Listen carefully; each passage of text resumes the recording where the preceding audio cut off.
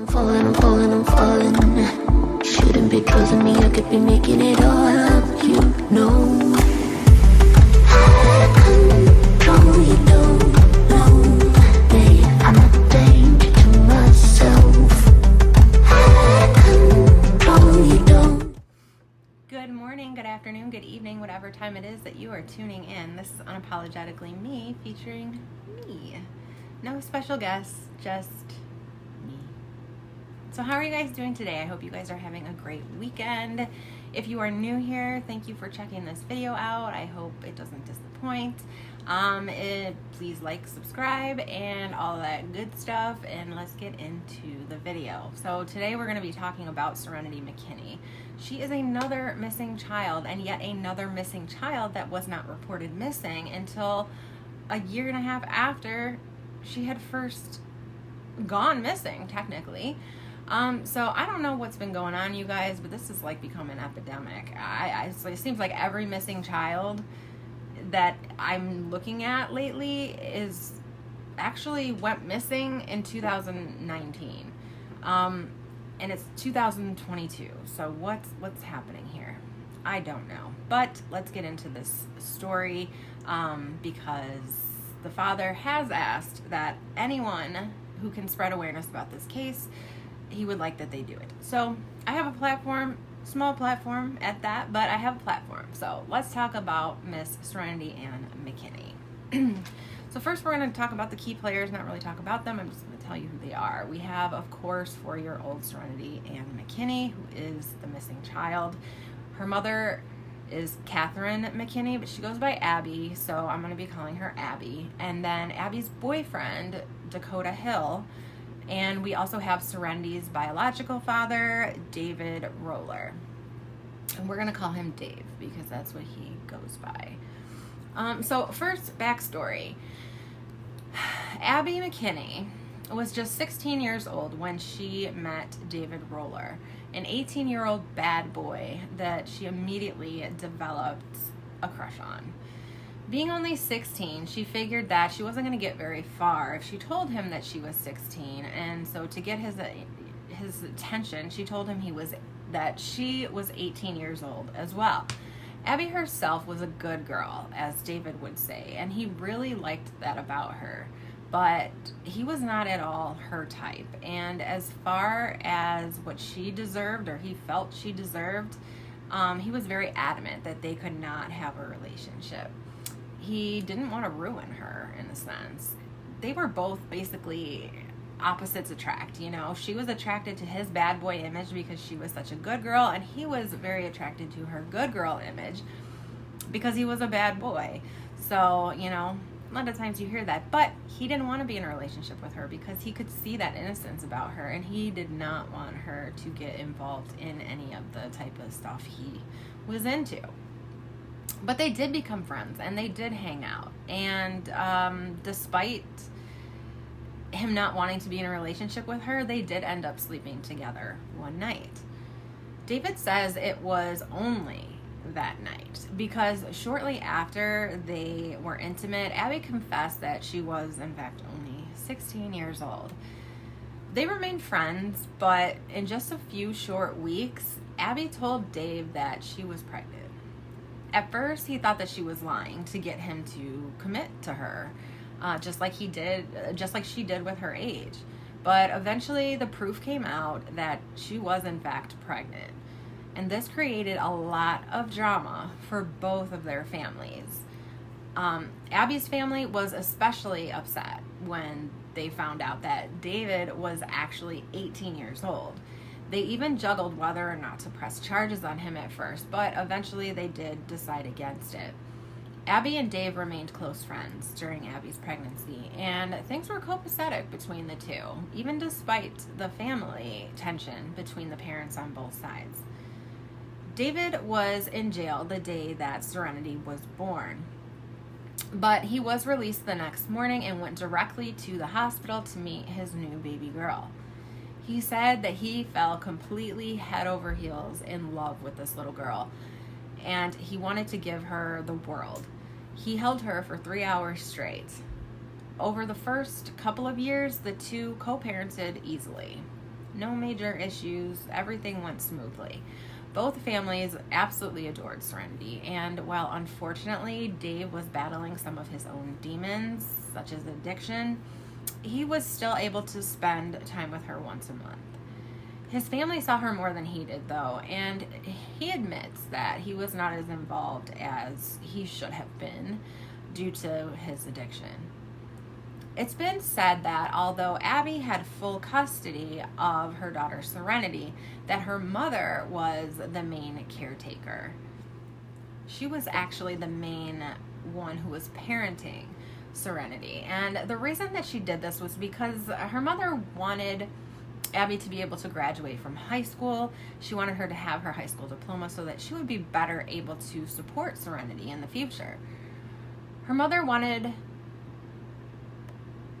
to help her as much as possible. So Abby and Serenity moved in with her, and she became the main caretaker of Serenity for the time being. And after Abby graduates, they would revisit the subject as far as where to go next. In early 2020, about the time the pandemic was starting to become more known, Abby met a guy named Dakota Hill. They seemed to really hit it off, and from all accounts, Dakota seemed to be a pretty stand-up guy. Dave's side of the family had seen him and even met with him on occasion while visiting with Serenity, and they reassured Dave, who was asking all sorts of questions about who this man was in his daughter's life. They reassured him that Dakota was no one to be concerned about, and when it came to Serenity, it seemed that everything was just fine. May of 2020, Abby decides that she no longer wants to live with her mother. She wanted to move back in with her father and stepmother, where she was living before she had Serenity. This came as a big blow to her mother. Not only was she upset that after all that she had done for Abby and Serenity, Abby wanted to just up and leave and take Serenity with her. I imagine that she felt kind of like more of a mother to Serenity than just a grandmother. But while the plan was for Abby to eventually leave the nest with her daughter, her mother was unsettled by this idea. For one, Abby had no job. Therefore, she had no income. She wasn't even receiving child support for Serenity. She had no form of child care for Serenity, nor would she be able to pay for it, even if she did need it. She was also worried that Serenity wouldn't be getting the same attention and care that she had been getting for these years. And it had also been alleged that Dakota had a big role in this, which was mainly why her mother was so unsettled by it. It seemed that he had a big role in this decision that Abby was making to leave her mother's home and to go to her dad's. Abby's mom wasn't too fond of Dakota, and it was creating tension in their relationship. And it's suspected that Dakota was pushing Abby to make this move, not just Abby deciding on her own. But Abby's mom told her that as long as her dad and her stepmom were on board as far as being a support system and helping Abby get on her feet financially and helping out with Serenity, that she guessed it would be okay. I mean, really, what could she do? I mean, of course she could say no, but that would only cause even more trouble. You know what I'm saying? So what else could she say? Then Abby said something that didn't sit well with her mother at all. She said, okay, well, I don't know what I want to do yet, but I'll have to ask Dakota. That really struck a nerve with her mother. Her mother said that at that moment, she had this sinking feeling that her suspicions about Dakota were spot on. He was controlling, and he had the biggest part in this move. He was the main decision maker in their relationship, and it worried her. She told Abby that she did not have to ask Dakota anything, that if she wanted to stay with her mom at her mom's house, then that was her decision, not Dakota's. But Abby ends up moving out of her mom's house and into her dad's with Serenity. Not surprisingly, to me anyway. A very short time later, after living with her dad for just a small amount of time, Dakota asked Abby to move in with him. He eventually even threatens to break up with Abby if she doesn't make this move. Now, I see exactly what's going on here. He's creating distance between Abby and the people that care about her, right? That he first gets her away from her mother, who is the most, the biggest caretaker in her life and the biggest one in her ear and in her head. And she didn't really like Dakota. She was kind of finding out that Dakota was not as great of a guy as everybody once thought. So he separates Abby from her. Now she moves into her dad's. He's seeing that, things are kind of becoming like they were at the mom's house, because you'll see in a minute that the dad and stepmom were starting to not like him so much anymore either. So he's distancing her so that eventually he can isolate her, therefore have complete control over her. This is what people like this do. And the family was noticing it as well. I mean, this is to have dominance over her. Abby doesn't want to break up with Dakota, of course, because he's probably been manipulating her this whole entire time, into thinking that he's the only one who cares about her. He's there. You know what I'm saying? Like, these types of people are very good at what they do. And I don't even know that some of them realize they're even doing it. So she ultimately makes the decision to move in with Dakota. Her father and stepmother desperately tried to talk her out of this, saying that this is going to be a big mistake. It's a bad idea. They were noticing Dakota's controlling tendencies, and they were worried. Yet, Abby and Serenity moved in with Dakota. The time following the move, between January 2021 and June of 2021, Abby hardly spoke with her mother at all anymore. When her mother would ask if she could see them, saying that she missed her granddaughter and she really wanted to have a visit with them, she was consistently told every time that she asked for this some type of excuse as to why it couldn't happen. Her mother Abby grew more and more distant from her mother until eventually she cut her mom off completely. This was around the same time that Serenity's voice was last heard. It's not known where they were living at the time, but in June of 2021, Abby's father heard Serenity's voice via a phone call. July of 2021, Dakota and Abby ended up moving in with friends. Serenity was not with them. So this kind of shows possibly somewhere between June and July is when Serenity went missing. Though we don't know. It could have been before then. But I would say definitely by June, she was no longer with Abby. So it was also about this time the family began calling CPS and the police, demanding that a welfare check be done. This is also about the time where I'm about to get pissed the F off. I actually wrote that in here because this is where we're going to see where CPS failed this child, just like they seem to be failing so many children recently, and not even recently. I mean, I'm sure this has been going on way longer than I've been covering these cases. So the family told the police and CPS that they hadn't physically seen Serenity in 7 months. Christmas Eve was the last time, and no one has even heard her voice in well over a month. Abby refused to contact anyone anymore. She didn't talk to anyone in the family, and they were all extremely concerned for Serenity's safety at this point. So CPS went, and they found Abby and Dakota.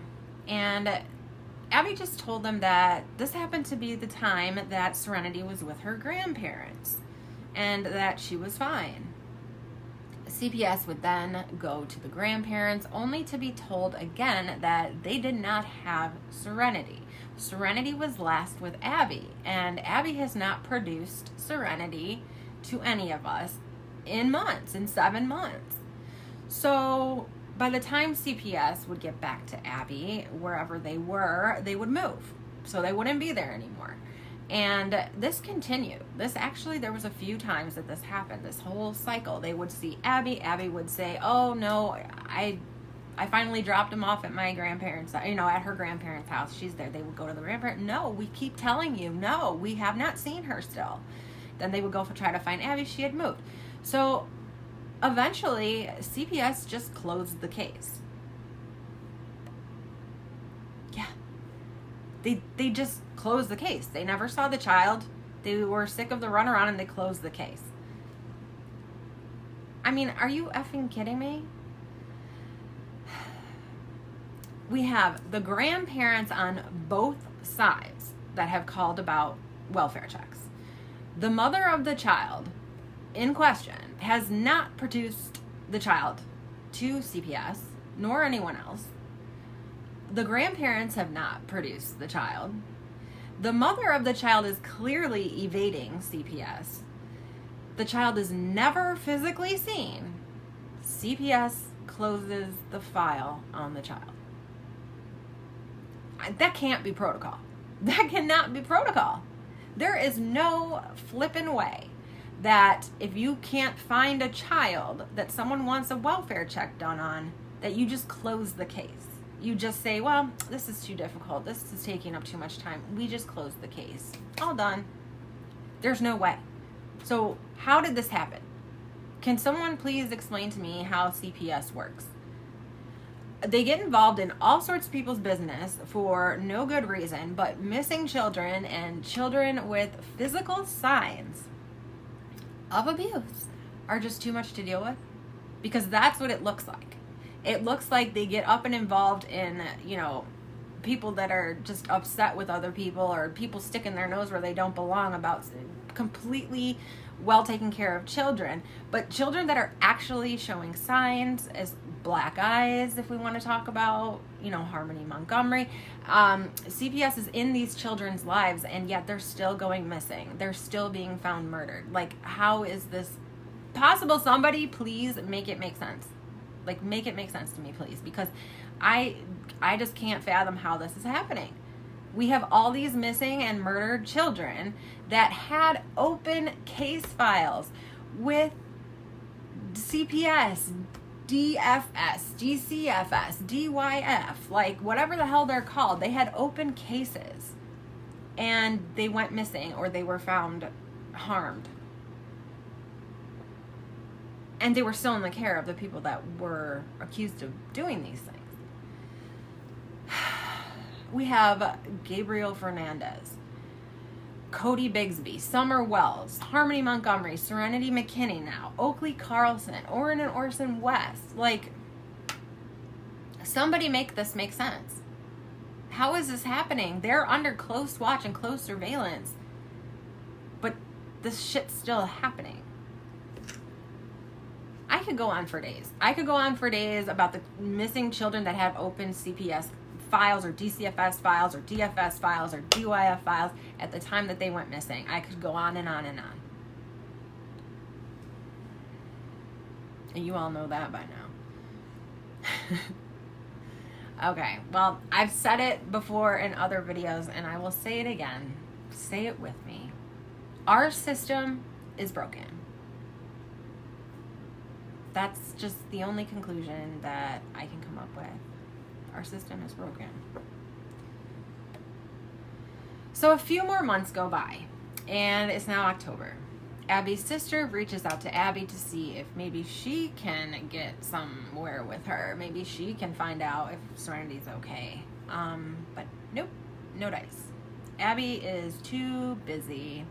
And she tells her sister that she's pissed off at their mom for calling CPS on her, and subsequently blocks her sister on Instagram too.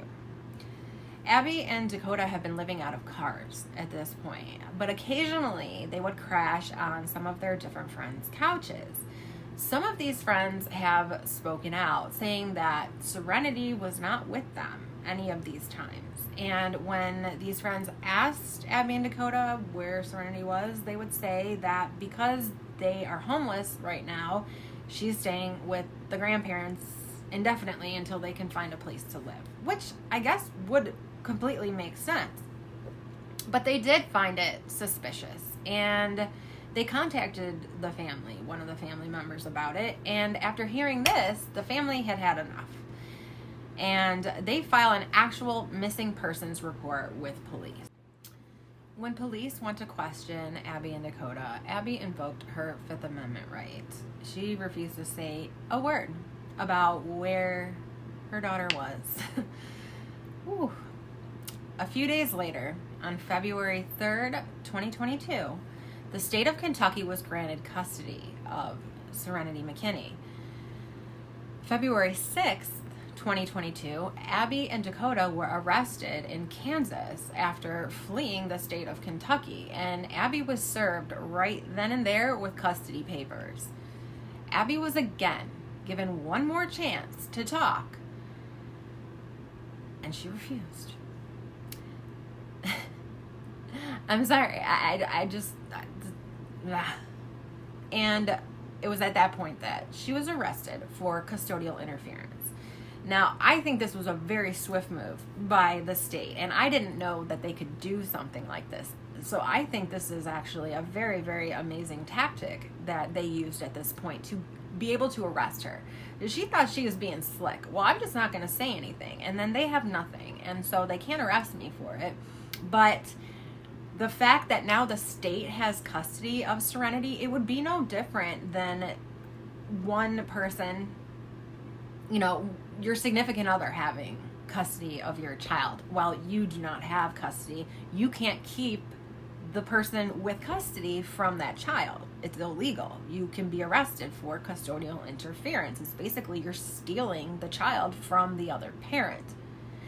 So now with the state of Kentucky being the parent of Serenity, and she had just signed over all these custody papers, she was now in violation and could be arrested for custodial interference. So she was.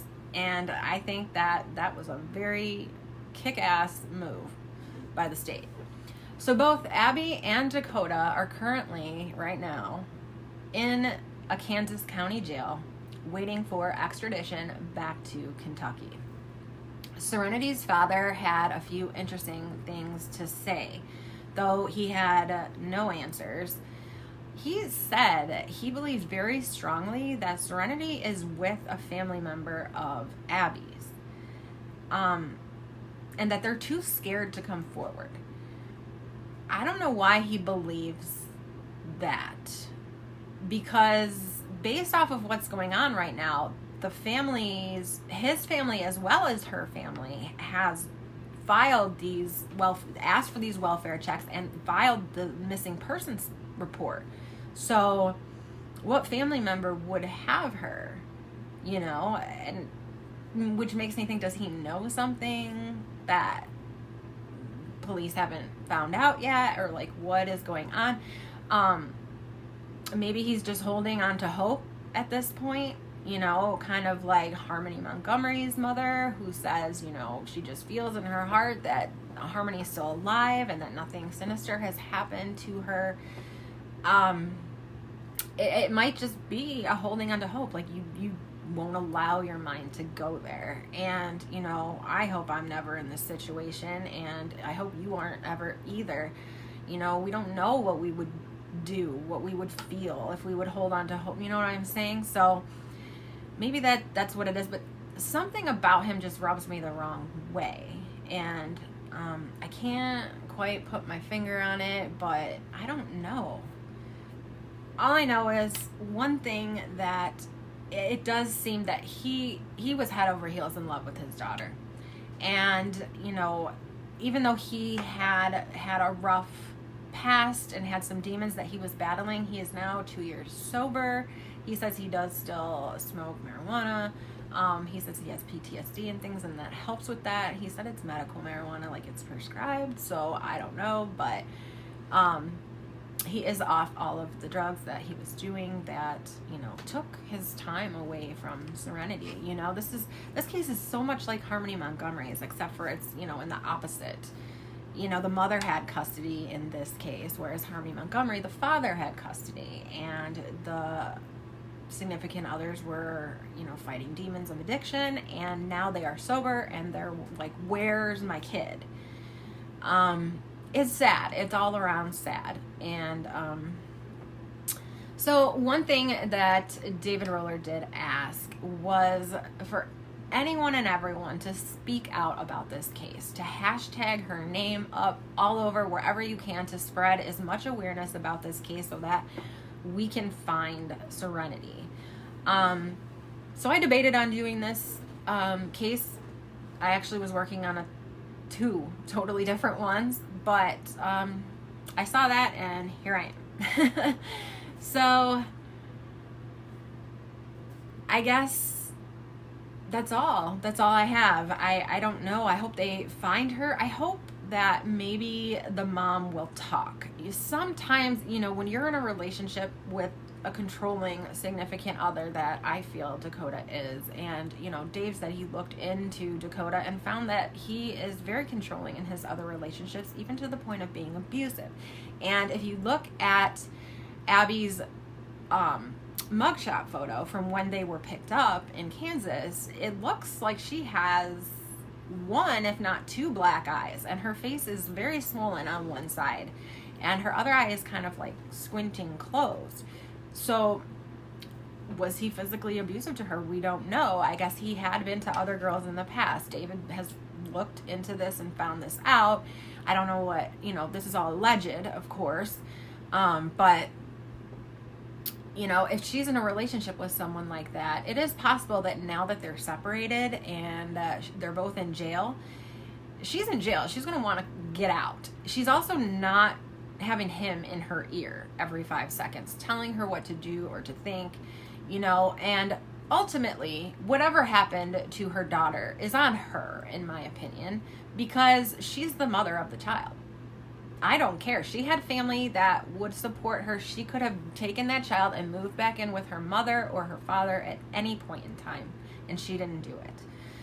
But with a person like this in your ear, it is very easy to become manipulated and, fall into a pattern of, where this is normal. He's doing this because he cares. He cares about me. He cares about Serenity. But I don't know what ended up happening. I'm just hoping that now that they're separated, she may start to talk. So that is kind of, we need her to talk, and I'm hoping it happens.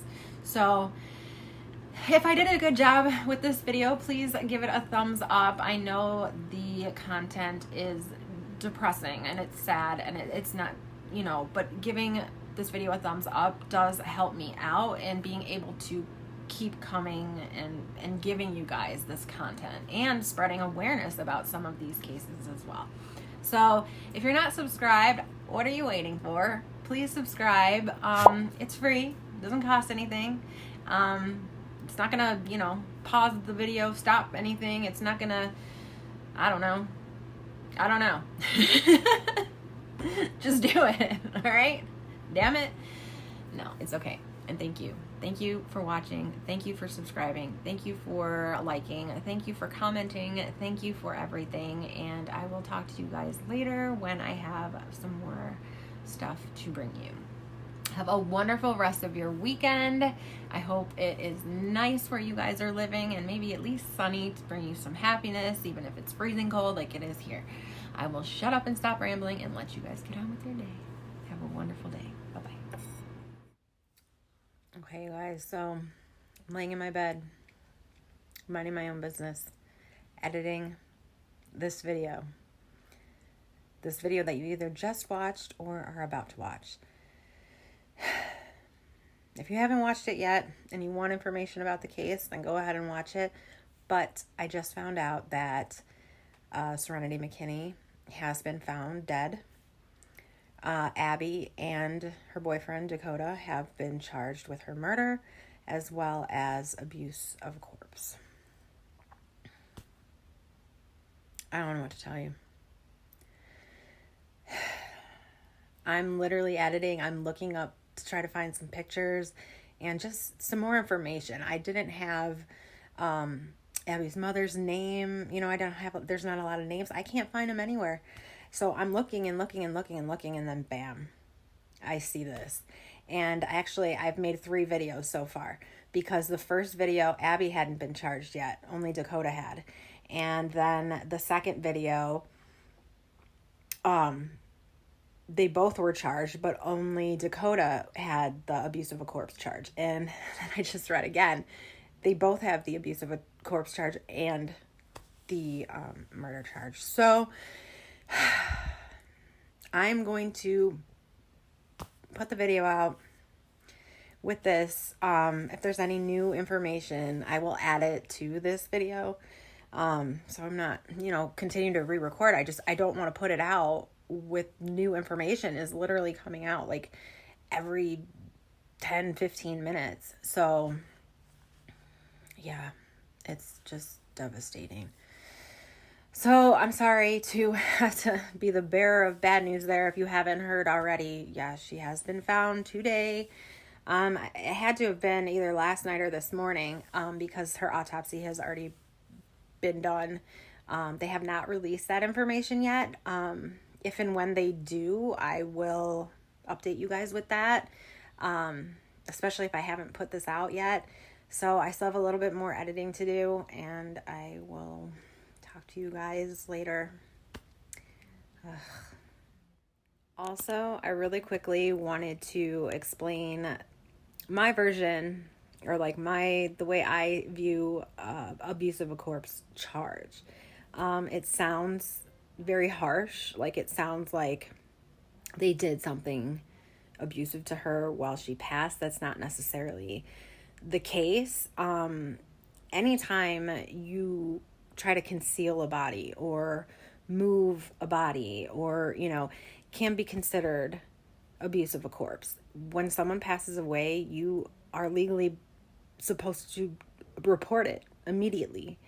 And anything that's done to that body after it's deceased can be considered abuse of a corpse, depending on what they did to try to hide her or conceal her.